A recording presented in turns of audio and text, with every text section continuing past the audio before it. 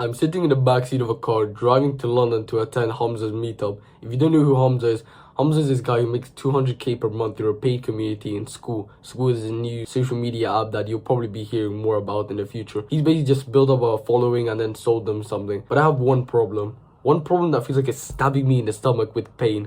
I don't know how I'm going to socialize there. I know it sounds retarded, but I'm going to be speaking to guys who are making thousands of dollars per month. Guys who are making probably 10,000. Guys who are making 200,000 per month. And I don't want to be making a bad impression on them. I want to be able to laugh. I want to be able to tell stories with them. I want to be able to have a good time with them, learn from their mistakes, actually ingrain their lessons and take it away into my own life. Time's ticking. I'm getting closer and closer to London, and every minute that goes by, it feels like this knife in my stomach is now getting twisted and this pain is going ravishingly all over my body. But a little spark goes off in my mind, and I remember something that I read a few days ago. So I close my eyes and I'm excited to try this out. Yet I'm no longer in the car though. I'm walking to the bar where supposedly this meetup is supposed to be happening, and I turn to my right and I see some guy locking up his bike, and I say hi to him. I start speaking to him, but I think to myself, I've been reading How to Win Friends and Influence People. I can do way better than this. And within minutes, I am in the middle of a whole group of people. I'm asking people questions. I'm walking up to people, shaking people's hands, holding firm eye contact, asking them questions, telling them my story, they tell me their story. We're sharing ideas. They're noting down my ideas that I gave to them. All of this happening in my mind. I open my eyes and I'm back in the car, and this pain in my chest, it just melted away like an ice cube in the desert. 2 hours later, I arrive at the actual bar, and guess what? There's a guy to my right locking up his bike. And I start speaking to him. I start asking him questions like, how did he get here? Where around does he live? Oh, that's interesting. How about that? How about this? And we start having a good conversation, and he starts telling me things about his life. We start actually having a good time. Eventually the lecture starts, and eventually we just get to network. We just get to speak to other people. And everything that I visualized happened in real life. I was holding piercing eye contact. I was having fun. I was speaking to people. I was learning how to code a Portuguese. I was learning about business. I was helping another guy on how to start posting videos on YouTube. And 5 hours later, as I'm walking back to the car and the sun's going down, I felt so accomplished and happy. Because if it wasn't for those 5 minutes of me just sitting in the car and visualizing, my life would have been completely different. And the book I read was called Psycho-Cybernetics. You can see it right there. You might not be able to see it very well. And what I learned from that book is that your mind can tell the difference between an imagination and a reality. Think about it this way. What happens when you visualize a sexual image? I know it sounds weird, but just answer it. What happens when you visualize a sexual image? Your dick gets hard. You get stimulated. And that's because your mind thinks that it's reality. And your subconscious brain, which is almost like your self-image, the way you see yourself, is relentlessly trying to act a certain way based on your past experiences in your past. For example, if you were a bad drawer, let's say when you were 5 years old, everybody bullied you for your drawings. Let's say you drew something like a stick figure and you were so proud of it. But your friend came by and he laughed at it. And another girl came by and they laughed at it. And then eventually everybody comes by to see what all the laughing is about, and you laugh at your drawing, and then you hate drawing after that. When you're 6 years old, 7 years old, you're hating drawing. And let's say now you're 10 years old, let's say there's an art competition. You won't actually consciously realize why you don't want to join it, but you won't want to join it because your past experiences shaped you in the way that I'm a bad drawer, I don't want to be drawing. And you might not consciously think of, oh, at that moment, you're not going to consciously think it in the present moment, oh, 5 years ago people were bullying me because of my drawing. It's just these tiny experiences in your past are influencing you today, your beliefs and your actions. Psycho-Cybernetics talks about the power of using your subconscious to actually push you toward your goals. I'm going to tell you how you're going to be able to use what you're going to learn from this book in a minute. Think of your subconscious almost like a path in a forest. Let's say there's already built a path in a forest, then it'll be so easy for you to walk back and forth this path. You won't necessarily want to make another path because it will take time, effort. Why would you even do it?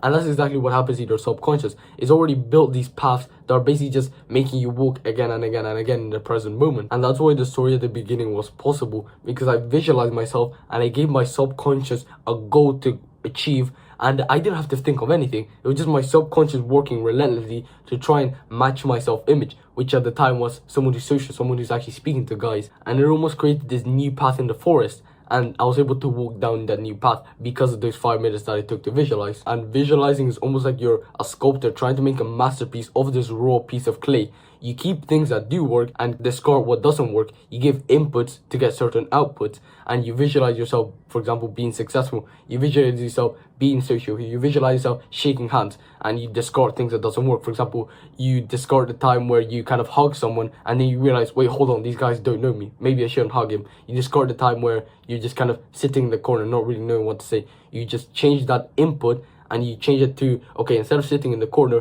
I'm going to be speaking to someone. I'm just going to ask a random question. And when you do this, you create a new path in your forest, and your mind is going to easily be able to walk through it. And because your subconscious will always try to make you act like the paths in this forest, you created a new path. So now you're way more likely to act like the version of you who you want to be. Instead of you kind of staying in the middle, you move more over here because of that visualization. So think about it this way. You can start tricking your subconscious into acting ways that you want. You can literally trick it into acting like the version of you you want. And the reason this works is because your brain thinks that it's going through a past experience. And obviously the person you are today shaped from all these past experiences that you had. Just like the art analogy I gave you, where if you were 5 years old and you got bullied for your art, 10 years later, you'll be way less likely to take art. And you won't consciously know it why, but it was because of that bullying that happened when you're 5 years old. So if your mind can't tell the difference between an imagination and reality, because like I said, what happens when you visualize a sexual image? Your dick gets hard. So if you can't tell the difference between that, why not visualize yourself being successful in everything you do before you do it? I remember when I actually tried this, I was laying on the floor of my room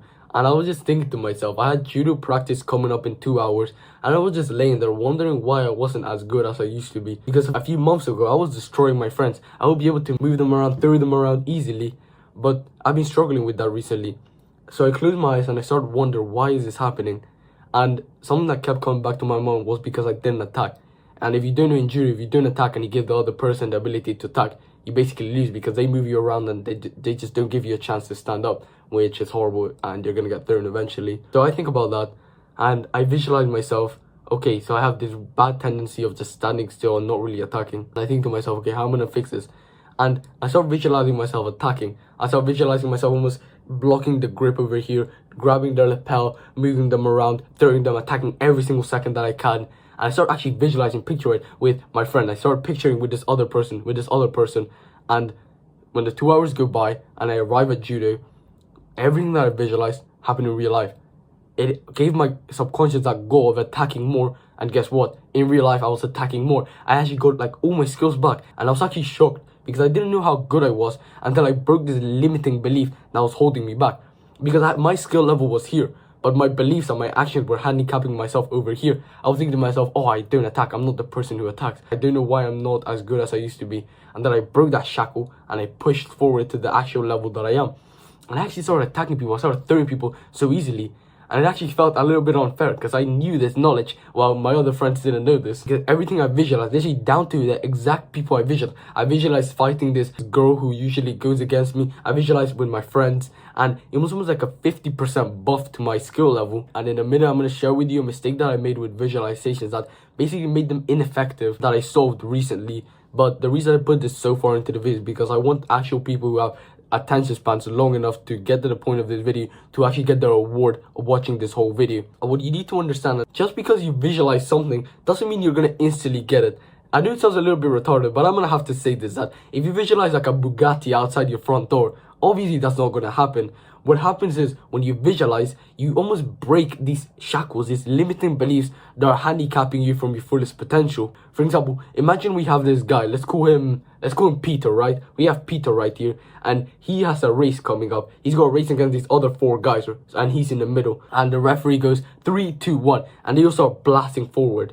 But Peter is at the back because he's got the belief that he's a loser. Why should he even try?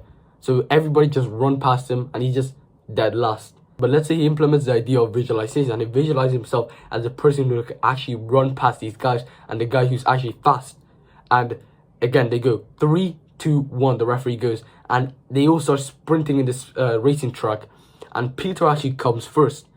And the interesting part is that Peter has the ability to run, let's say, 20 miles per hour. I don't know if that's realistic, but let's just say that for the circumstances of this analogy. Let's say he's got the ability to run 20 miles per hour, but because of that limiting belief that he's a loser, so why should he even try anyway, he's just going to only be able to run like 10 miles per hour, because why would he even try? When he breaks that belief and he thinks like, oh, I'm actually able to run past these guys, he's going to be able to run 20 miles per hour. But I don't know about you, but when I hear that, I actually get a little chill in my spine because I realize, wait, there are limiting beliefs or handicapping my potential. Bro, you can take 5 minutes to visualize and break that belief and basically skyrocket your success. How powerful would that be? If you literally be able to 5 minutes, you're able to break a limiting belief that doubles your output. Exactly what happened to me in Judo, exactly what happened to me in this meetup. So if you want to get closer advice from me, I do have a one-to-one mentorship, which will be the second link in the description, which is about productivity. And our sole goal is to 3x your productivity with strategies like self-image. And bro, I don't think you realize how easy it is to achieve high-level productivity with your studies, with your business work, with whatever. Bro, it is so simple. And I overcomplicate it. I had to struggle for almost 1 year with me doing copywriting. I'm gonna sound stupid when I say this, but it took me almost 2 hours to finish the work that should have probably taken me 30 minutes. And if you want to actually improve it and get basically all the cheat sheets to improve your self-image and therefore improve your productivity, basically get the work done that should would have taken you 6 hours down to 1 to 2 hours. If you want to be able to get that, I do have a one-to-one coaching, and that'll be the second link in the description. So here's exactly what you do. You need to pick a certain time, and this is important. You need to pick a certain time, like your morning routine before you're about to work out. I usually do mine before I'm about to work out. I'm literally laying on the floor, visualizing myself being successful in tutor, in business, in school, and all these kinds of areas. And just pick a time, okay? And this has to be like a set time, like your morning routine before you're about to work out, before you're about to go to bed. Because then every single time that time arrives, every single time before you're about to go work out, you're going to remember, oh, I need to visualize now. Because if you visualize one day before you're about to go to bed, one day in your morning routine, it's all over the place and your brain's just gonna forget basically. So pick a time, don't overthink it, to visualize for 2 minutes. And you might be wondering, wait, isn't that just not enough time? But think about it this way, okay? It's better for you to visualize for 2 minutes for the rest of your life, because 2 minutes is easy. You can do that every day of the month, every day of the year, every day of the week. For 2 minutes, you can visualize. You can literally be taking a shit that you could be visualizing. You could be walking, you could be visualizing. Just literally take 2 minutes, because it'll be way better if you visualize for 2 minutes for the rest of your life instead of you visualizing for 10 minutes and then basically not visualizing for the next month. So I wanted to visualize 2 minutes in the set time you chose. For example, for me, it was before my workout. So let's just say you're doing before your workouts. And what you want to visualize is you being successful in whatever endeavor you have, in whatever goal you want to achieve. Because then you're almost creating a new path in your mind, and your subconscious is actively going to try and make you reach that goal. So here's how you do it. You close your eyes and visualize you lifting the heavy weights, and it feels so painful. You feel your arms starting to burn, but you push through anyway. You push through the pain, you discipline yourself, and therefore you get way better results than the version of you wouldn't have visualized, because now your subconscious will try to push you to your limits. Like I told you at the beginning of this video, before I attended Hamza's meetup, I closed my eyes and I visualized myself being like the ideal person that I want to be. I'll be shaking hands, asking people questions, having fun, laughing, actually enjoying my time, learning from other people's mistakes. And I visualized myself just speaking to everyone. And therefore, I was able to reenact that success in that social interaction. So whatever goal you have, or whatever thing that might be coming up, maybe you have a meetup coming up soon, maybe you have something, maybe you're about to go to the gym. Just visualize yourself being successful, whatever you have, whatever goal you might have, and you'll be way more likely to actually achieve it because of that visualization. And you want to almost have mini visualizations where you're not visualizing necessarily like 20 years into the future. You're only visualizing maybe a few hours into the future, maybe a few days into the future, a few months at maximum. And here's a mistake that I made that held me back so long, and that I didn't know I was doing, but it was holding me back from actually achieving my fullest potential with visualizations and actually using them effectively. And that was that you need to visualize vividly. Because look, you can almost vaguely see yourself being successful, but that's not going to convince your brain that it's reality. It's only going to have like a 10% effectiveness on it. But then when you actually use your 5 senses, which is how you make your visualizations vividly, you visualize the smells, you visualize the taste, you visualize what you hear, you visualize the exact room you're in. That's what held me back for so long. I never really visualized the room I was in. I was only kind of vaguely seeing things. So when you visualize the exact room you're in, the exact things you hear, the people talking, you smell the smell of food, when you taste whatever you're tasting, then your mind is going to think it's like, now you're giving your mind like 90% effectiveness. Now your brain thinks it's really, really reality. So you need to use your 5 senses to picture and make it really vivid, because the more vivid you make it, the more real your brain thinks. And the more you do this, the more you start shifting your self-image and your subconscious. Because remember, what happens when you visualize a sexual image? What happens when you visualize porn? Your dick gets hard.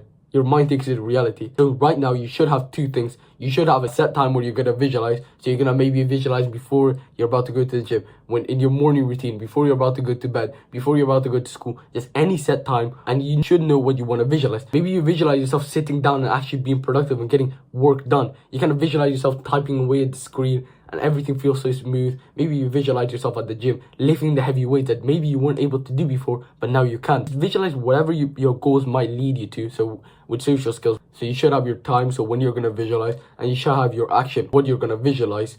And the last thing is, remember to visualize vividly, because that's really what's going to excel you using visualizations. And that's the difference between the people who actually use visualizations and actually excel using them. Like for me, I was able to excel with judo and excel with my social skills, compared to people who just try them maybe once or twice and never try them again because it's not effective for them. It's because you need to visualize vividly.